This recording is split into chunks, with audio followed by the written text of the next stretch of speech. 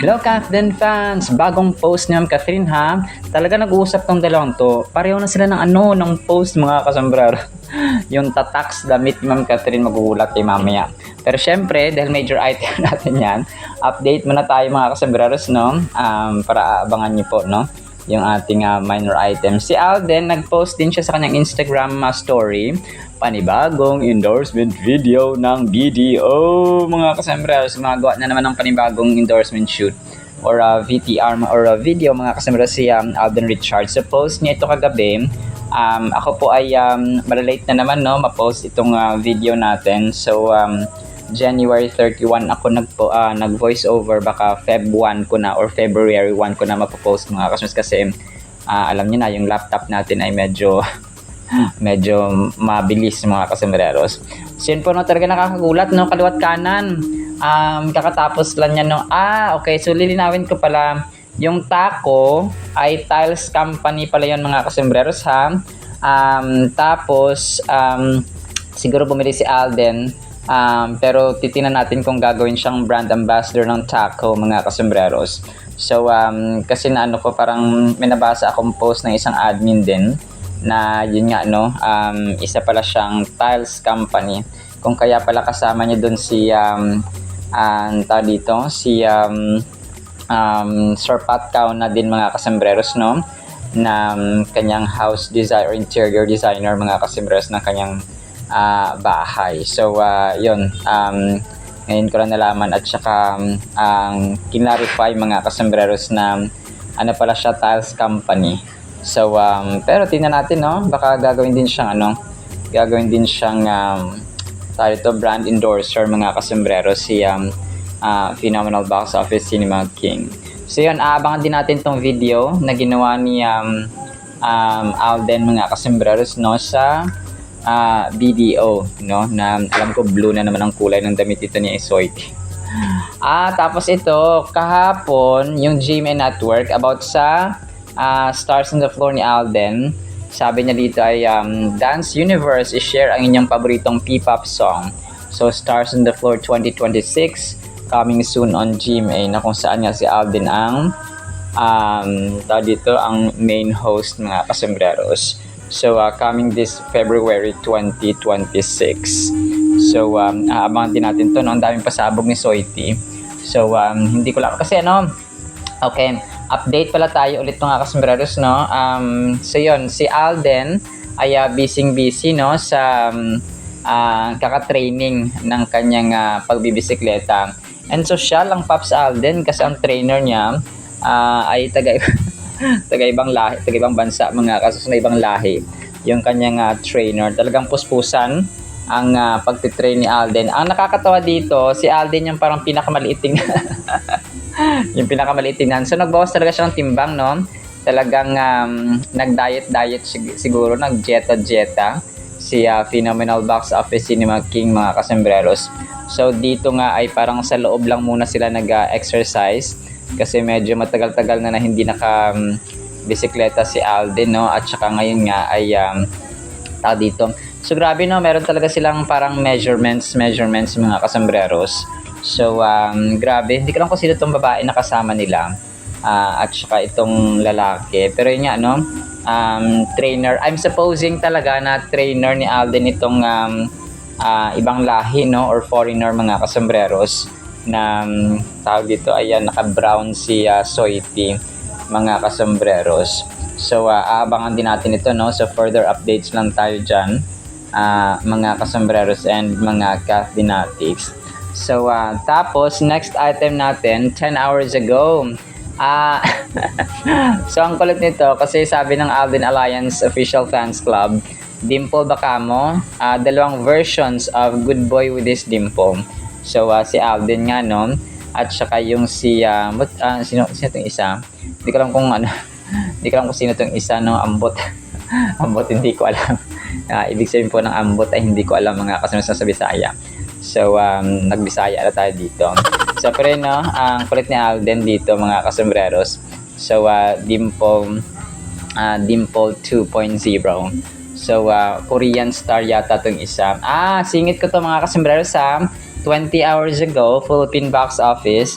yung meet, greet, and buy nina Joshua, Miss Maricel Soriano, Bel Mariano, si Piolo Pascual, J.K. Labajo, at saka iba pa, ay magkakaroon, parang mas mapapanood na siya sa Netflix sa February 19. Mga kasembreros, no? The countdown is on. Meet, greet, and buy hits Netflix this Feb 19.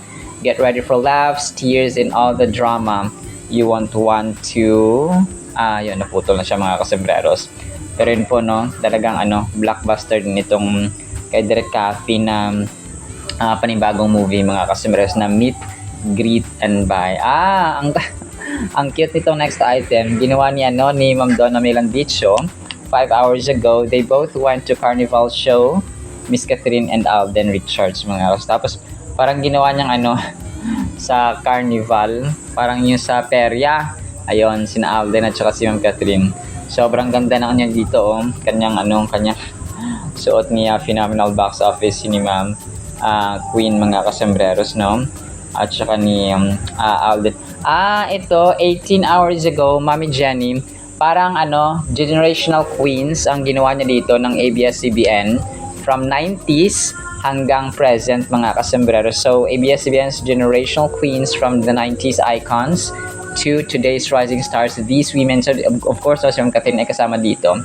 So nung 90s daw, okay, nung 1990s sina Julian Santos, Claudine Barreto, Julina Magdangal.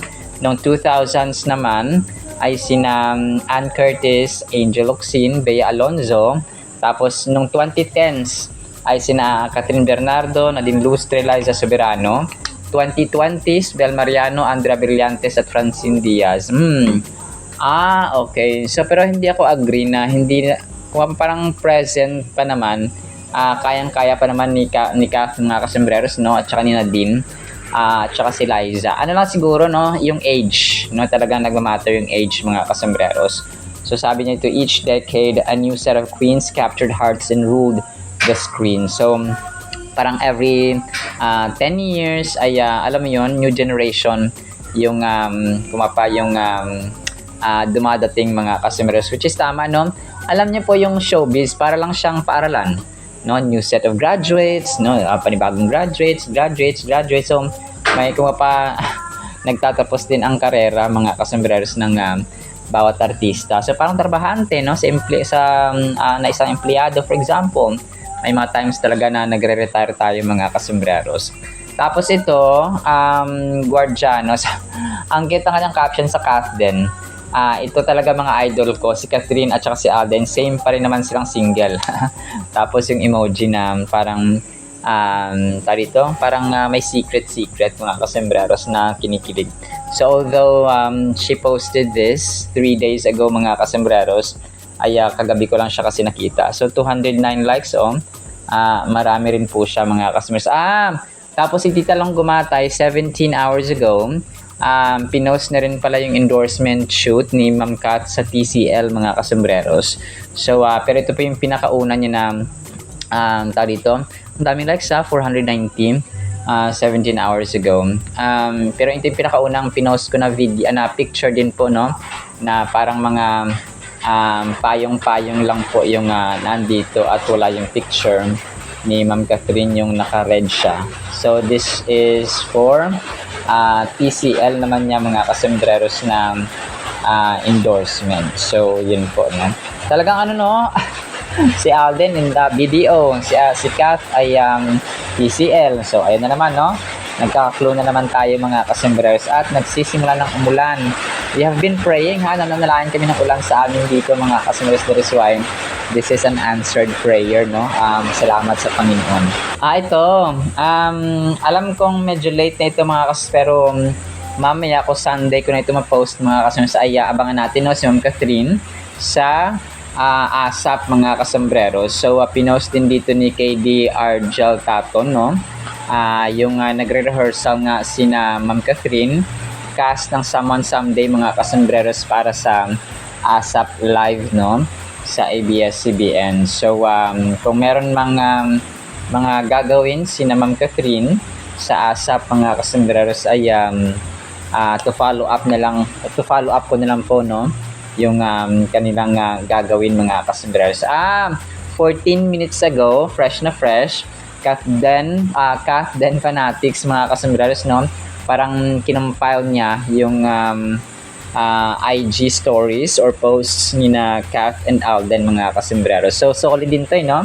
Ang Kath Den Fanatics mga kasambreros, na kung saan ay fandom din po ng Kath Den mga kasambreros. So dito nga ay nagpa-facial kahapon si attorney sa Doc Ivy mga kasambreros, no? Para sa kanyang performance or appearance sa ASAP Live mga kasambreros. So which definitely ay aabangan natin mga kasambreros. Tapos ito, yung sabi kong dadagdagan ko yung information mga kasambreros about dito sa pagboto, no, na most beautiful faces of January 2026. So posted pala ito kahapon ng Kathnel Forever update. Power vote, no, Catherine Bernardo. The followers of the page have been waiting for a long time, and the most beautiful category is finally back. Follow Les versus actors and actresses sa Philippines. So para mag-ano ka ng ano dito, ng mga points, no? How to vote. Kapag nagre-react ka sa photo, 100 points. Kapag mag-comment ka, 60 points mga kasambreros. So hashtag Catherine Bernardo Official.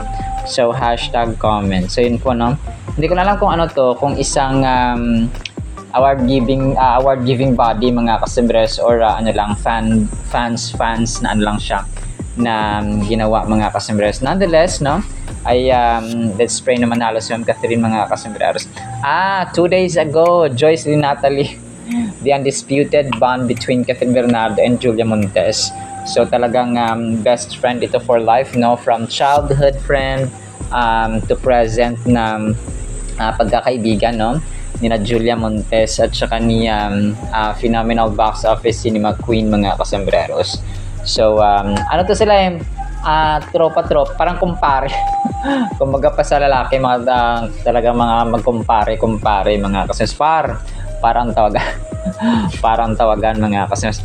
Tapos ito, natato ako dito, hindi ko lang kung bakit marami to. 6 hours ago, Kathleen hindi ko lang alam kung totoo kasi wala nang comment na nakalagay. Sabi niya ito, bashers versus binabash. Yung ang pangit mo tapos sobra so grabe lang po yung term mga kasambreros. Binasa ko lang po 6 hours ago ito mga kasambreros. Pero hayaan na natin si ma'am, no, na nambaba. Ay nako po, siguro walang magawa ito sa buhay si ma'am kung kaya siya nambabash mga kasambreros. Pero sana matigil na po na yung atin pong mga ganong ugali. Tapos ito, may file ako nito mga kasus, no. Nagtataka ako dito kung bakit walang ginagawang parang endorsement video si Alden dito sa Cylon Tire. Yung gulong ba ng sasakyan mga kasambreros na brand niya. Hindi ko alam kung natapos na yung kontrata niya or talagang busy lang si Alden, kasi ang alam ko na medyo active pa rin ay yung kanyang Honda Giorno and the rest of his endorsements mga kasambreros. So siguro ay tawag dito, natapos na yung kontrata, pero abangan natin, no, baka naman busy lang si Alden kung kaya, at saka ibang schedule niya sa Cylon Tires mga kasambreros. So kasi yung Honda Giorno and the rest of his endorsements or brands ay active pa naman mga kasambreros. Alam ko si Ma'am Catriona Gray ay endorser din po ng Cylon Tire Philippines mga kasambreros. So gulong, no, mga kasambreros and mga Kathinatics. So tapos major item na tayo mga kasambreros. Alam niyo, nagtaka ko dito or talagang nagulat mga kasambreros, kasi yung pinost ni Ma'am Catherine kagabi, part ng kanyang Instagram IG story, itong kanyang back portion, no, ng likod, back portion ng kanyang damit mga kasambreros. Parang sinasabi niya dito na parang yung mindset ng Catherine ngayon, parang talagang siguro sinisharean din, no. Nagsishare ng verses si Alden kay Ma'am Catherine, kasi nga 'di ba, godly at saka talagang faithful na tao si Alden kay Lord mga kasambreros. So, sabi dito ng post ni Ma'am Catherine or ng kanyang nakasulat sa likod, no, na binalandra niya. Sabi niya dito ay millionaire or millionaire OTS club, no, something like that. Wealth is of the heart and mind, not the pocket, no, di ba? So it speaks about yung material things, yung money, yung malalim ba na pinag-ugatan mga kasimberos na hindi pera, hindi kayamanan ang pinakamahalaga sa mundong ito mga kasombreros, kundi yung ano, yung puso, yung character, yung mind, yung iniisip. Kasi anim naman pera mo kung magulo naman ang isipan mo, magulo naman ang mind mo, wala kang peace of mind, no? May anxiety ka, anxious ka parati, no? Tapos yung dito, yung puso mo naman or yung character mo hindi naman okay. So, di ba, kung magpaanin mo ang pera, kung mag-isa ka lang naman sa bahay, kasi nga, masama ang ugali mo. Parang ganun ba, parang walang gustong tumira na kasama ka, kasi nga yung ugali mo, yung puso mo ay hindi okay mga kasi sa harapan ng Diyos at sa harapan ng tao, mga kasombreros. So, talagang alam mo yung nag-uusap sila, no? Kasi, it's not odd or hindi naman yun kakaiba sa atin or parang unusual na nag-uusap sila mga kasos, kasi nag-uusap naman talaga sila. Parang the exchange what we call opinions, point of views, and so on mga customers. They exchange wisdom.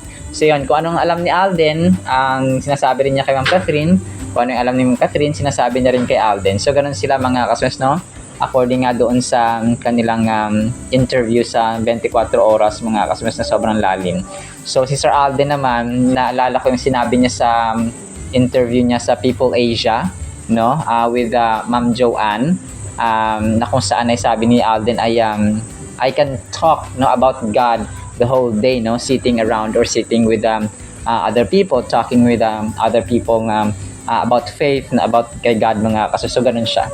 So talagang kakaiba.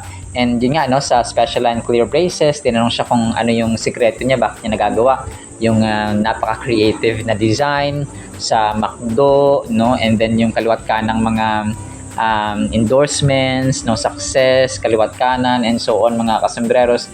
So talagang masabi mong anong sikreto mo, mapapatanong ka talaga anong sikreto ni ano ang sikreto ng isang Alden Richards, no, kung bakit siya nagtatagumpay. And hindi lang kasi siya he is doing his work, pero he's doing his work outstanding with excellence mga customers. So ganun siya, kumbaga pinagawa ka lang ng simpleng trabaho, pero dahil creative ka ay napakagaling ng output.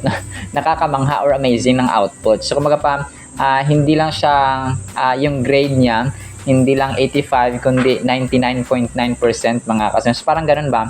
So basta kakaiba mga customers, no, ang nag-iisang phenomenal box office cinema king, kasi nga yun, sabi niya faith talaga, no, pananampalataya yung pinaka number one, yung pinag-uugatan at ang nag-iisang reason, no, kung bakit niya nagagawa ang lahat ng ito. And kung yun ang sasabi natin na kapag meron kang takot sa Panginoon, yun ang beginning ng wisdom, no. Kapag meron kang babasa ka ng salita ng Panginoon and so on, no, so doon nagsisimula ang wisdom mga kasombreros. And yun nga, na-apply ni Alden sa kanyang ginagawa mga kasombreros sa buhay, especially itong kanyang mga kaliwat kanan na ginagawa mga kasombreros. Na isipin mo paano ay nagagawa ito ni Alden, no? So ganun siya mga kasombreros. Tapos maybe last item natin ito mga kasombreros, no? So marami nagtatanong, Feb na, wala pa rin ang Madam wax figure or Madam Tussauds wax figure ni Ma'am Catherine mga kasombreros, no? Pero aabangan natin this February. Baka, wait. Okay, sige. Parang ito pala yung team, no? Of course, kasama dito sa video. Napansin ko lang. Sina John Valle din pala ito mga kasombreros na yung nag-aayos sa kanya. Si John Valle. Hindi ko kilala ang isa. Nakalimutan ko ang pangalan nito. Ito yata si Melody. No, mga kasombreros, no? Itong si si John Valle, tapos yung nakaupo na sa parang nag-aayos ng pants ni Ma'am Catherine mga kasombreros na yung long hair. Si ano yata, Melville C. But correct me if I'm wrong, hindi siya si Melville C. Ito yung time na jacket, yung white jacket na sinasabi niya na si Melody. Melody ba yun? Nakalimutan ko yung pangalan na mention niya. Alden at saka ni Kath doon sa may lie detector test nila na binigyan niya si si Catherine ni Alden ng tawag dito ng sing-sing or black ring mga kasembreros. So tapos yung cute little boy with the white jacket, so yun ang kanta nga nila. Tapos yung kamay, hindi yun kay Alden kasi marami nagtanong kung si Alden nga yun mga kasembreros, pero hindi yun si Alden, no? So ito yata siya, basta yun ang parang naalala ko mga kasembreros. So yun, talaga ngayon ko lang napansin, no? Nape-play ko naman to parati, pero ngayon ko lang napansin na part glam team din pala ni Ma'am Catherine dito ang kasama niya, no? Tapos yung siguro mga team ng Madame Tussauds mga customers from Hong Kong. So yun. And kung gusto nyo, play ko rin itong interview ni Ma'am Catherine doon sa Madame Tussauds mga kasembreros na kung saan nagpasalamat nga siya. And yung honor, no, yung kagalakan ay nasa kanya mga kasembreros because yun nga, napasama siya na gawan siya ng Madame Tussauds na wax figure mga kasembreros. And so far, parang siya yata yung pinakabata, no, na gagawa ng ng wax figure sa mga Pinoy mga kasembreros. So sabi niya ay nakakatuwa kasi isang Pilipino na naman, no, na nakaka-proud mga kasembreros na magawan, no, ng isang wax figure sa Hong Kong mga kasembreros. So yun. So yung team daw ng Madame Tussauds, first time daw niya, no. So may mga team nga talaga from Madame Tussauds from Hong Kong mga kasembreros. So na-meet ng kanyang glam team din po mga kasembreros. So may mga tao na galing sa UK mga kasembreros. So yun ang sabi niya dito, no, habang pinapakinggan ko po yung video. So tapos curious siya sa mga sinabi niya pa dito na sino yung sino yung unang tao na gusto niyang dalhin, pinakaunang tao na gusto niyang dalhin para makita niya yung wax figure mga kasembreros. And sabi niya si papa niya mga kasembreros. Tapos hindi nila alam pala ng papa niya, no, na gagawan siya ng wax figure na Madame Tussauds mga kasembreros. So not until sinabi ni Mama Min mga kasembreros kay Papa Ted niya mga kasembreros. sabi niya dito, baka pag nakita doon ng papa niya, magulat siya kung sino daw yung anak niya kapag makita daw yung wax figure mga kasembreros. So pero kidding aside ay talagang magiging proud yung kanyang papa mga kasembreros. So yun, tapos may isa pang tanong dito. So ngayon ko lang ito na-focusan, no? Hindi ko na napansin yung nakaraan. Sabi niya, what does having a wax figure mean to you as an artist representing Filipino talent on a global stage? So yun, sabi niya ay of course, no, nag-inspire siya mga kasembreros na gumawa pa at magtrabaho sa kanya, no, sa kanyang field mga kasembreros or field of endeavor. So yun, sabi niya, of course, no, kasi nga parang ang whole process medyo matagal, bata pa siya, naging artista na siya. So 20 na siya nagkaroon. So napaka-overwhelming at very humbling mga kasembreros, no, sabi niya dito. And then yung maliit pa daw siya mga kasembreros. Tapos humahanga siya sa mga na-experience siya yung humanga sa mga artista din po, no? So ganun siya mga kasembreros. So napaka-surreal at saka nakakatuwa mga kasembreros. So i-ano ko na lang to, ipi-play mga kasembreros para po ma-appreciate din po ninyo, no, itong Madame Tussauds wax figure. So wala pa tayong update talaga kung kailan, pero alam kong darating ito sooner mga kasembreros, or not sooner or later. So ganun po siya mga kasembreros, no. Alright, so yan lang actually sa ating Kathleen items, no. Sana po ay pakinggan natin ang Word of God. Try ko rin itong i-play, itong People Asia mga kasembreros, no. Pero kung baka makapiright tayo, so huwag na lang. Pero yun po, no, sana po ay Panginoon po natin itong kay Ma'am Catherine at saka yung salita ng Panginoon na napakaganda. So team panatag tayo mga kasembreros ha, na nag-uusap talaga ang dalawang ito mga kasembreros and mga katinatics. So pareho na silang malalalim mag-isip mga kasembreros at saka full of wisdom sa buhay. Alright, so pakinggan natin ito and then ang salita ng Panginoon afterwards. Isang pinagpalang araw po ha sa bawat isa.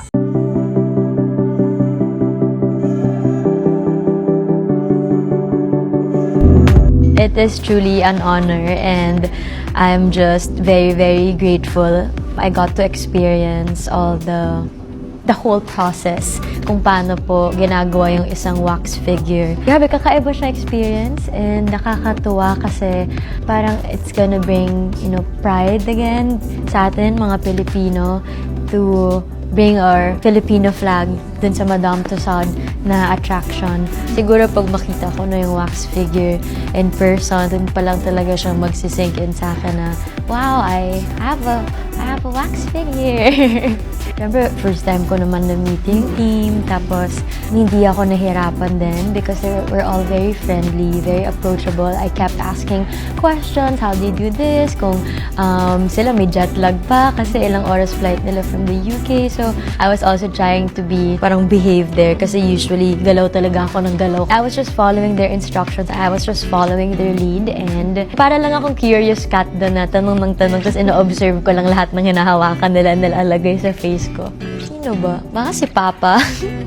Hindi din nila actually alam ata kung di sinabi ni Mama. Hindi nila alam na magkakaroon ako ng wax figure.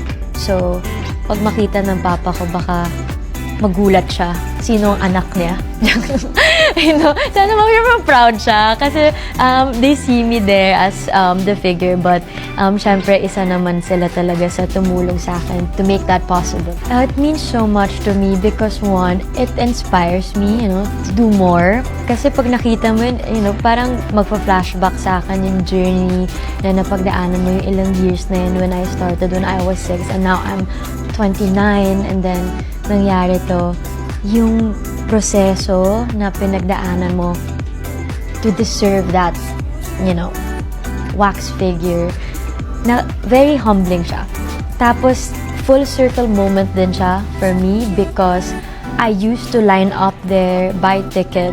Parang when I was a kid, I just want to go there and meet my idol and I want to experience Madame Tussauds. But now, you get to be part of it. So, isn't that so surreal? So, nakakatawa. Hopefully, it's something na mapagmamalaki din, especially ng pamangkin ko, pag makita nila na, it's my Tita Kath there.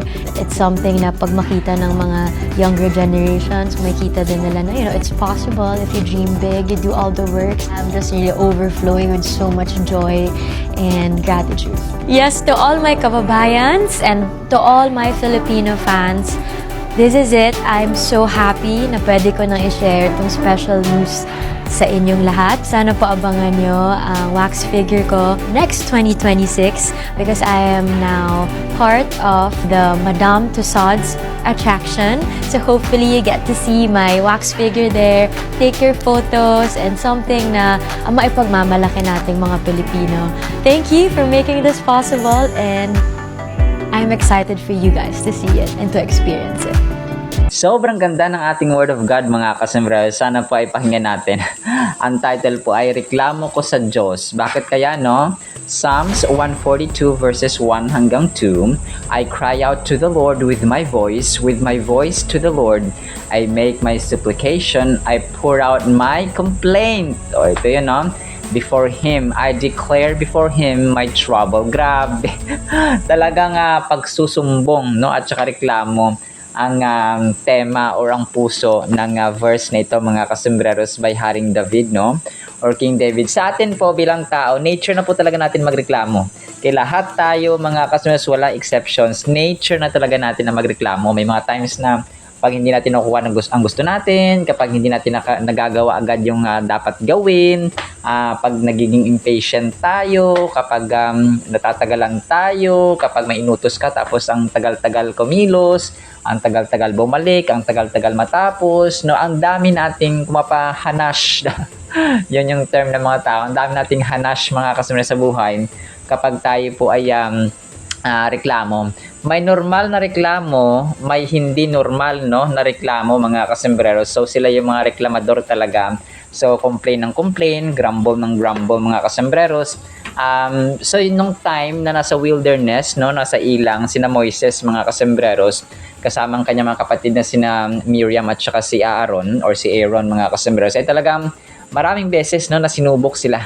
No, sinubok yung kanilang pananampalataya, sinubok sila ng ng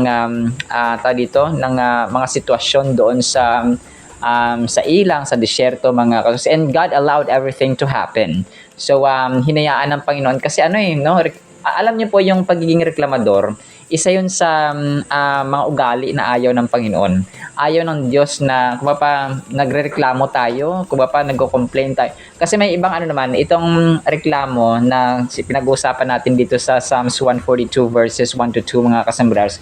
Ibang reklamo po ito parang sa panalangin si Haring David mga kasambrars nagsusumbong ng kanyang mga complaint. Iba naman yung mga complaints. Iba naman yung yung nagrereklamo ka talaga sa sitwasyon. Okay?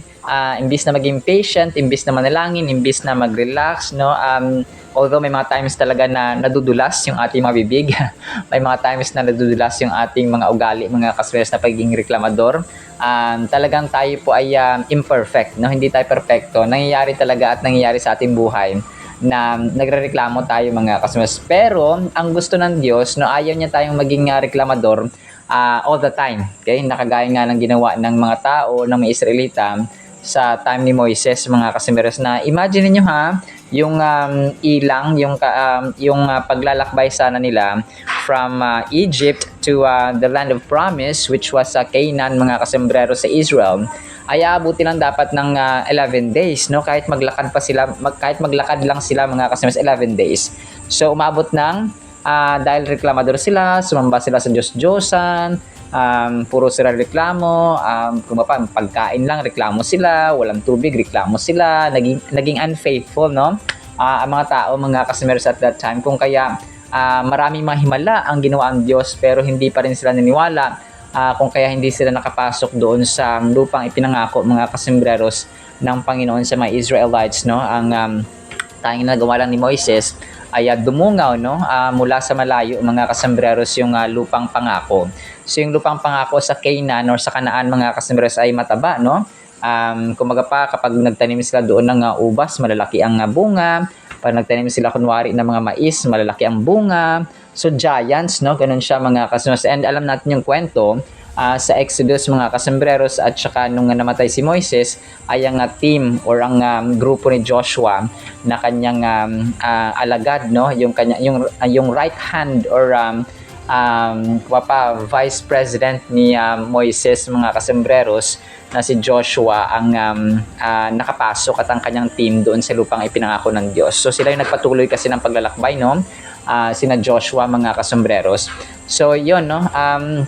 Ayaw ng Diyos na talagang galit siya. May mga times na nagrereklamo tayo pero yung puso natin ay tama, no? May mga ganoon mga kasus, kagaya ng panalangin dito at petitions, no, ni Haring David mga kasembreros. So pero wag nating i-normalize na parang part ng ugali natin yung pagrereklamo kasi nagiging reklamador tayo sa harapan ng Panginoon. And God hates yung mga reklamador mga kasembreros or grumbler.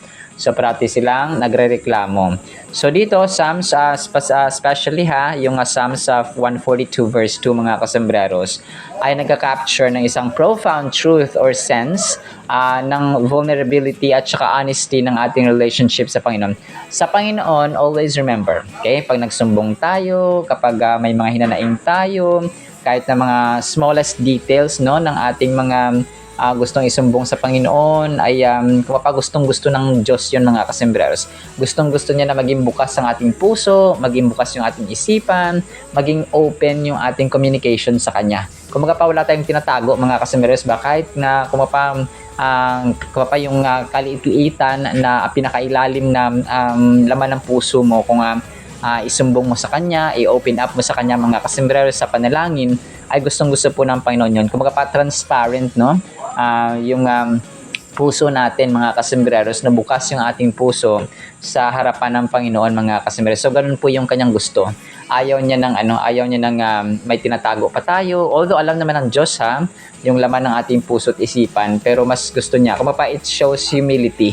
Okay? It shows humbleness mga kasembreros kapag tayo po ay nag-open up, no? Talagang binubuka natin ating bibig na ganito ganyan, Lord, no? Medyo namimigati ako ngayon, medyo down ako ngayon, nalulungkot ako, masaya ako, no? Maraming salamat sa victory, and so on and so on and so on. So ganun siya mga, whether you're happy or sad, naiinip ka ba, no? Isumbong mo sa Panginoon mga kasembreros. Naiinis ka ba, may kailangan ka bang patawarin, na hindi pa napapatawad, may mga gagawin ka ba na gusto mo pang gawin, may mga gusto mo bang i-accomplish hindi pa na-accomplish, and so on and so on. So gusto niyo ng ganun, no? Maging open tayo mga kasus. And the longer our prayer sa Panginoon, the longer we communicate mga kasunod sa Panginoon, ay the better. Kasi nang gusto niya, no? Parang sa magjowa, no? Kapag maghapon sila nagtatawagan, nag-uusap sa telepono, or nag-uusap ng personal mga kasembreros, ay ibig sabihin they really love each other. So ganun din po ang Diyos natin. So the more that we pray, the more that we talk to God mga kasembreros, ay nakakapag-develop yon ng deeper at more intimate na relationship sa Kanya. So in this verse, we see the act of pouring out one's heart. Yon, talagang binuhos niya Haring David yung laman ng kanyang puso. Binusisi niya lahat. Binuksan niya lahat mga kasunod, wala siyang tinago, which is a beautiful metaphor for being open and transparent with God about our struggles, fears, yung mga takot natin, for example, and burdens, no?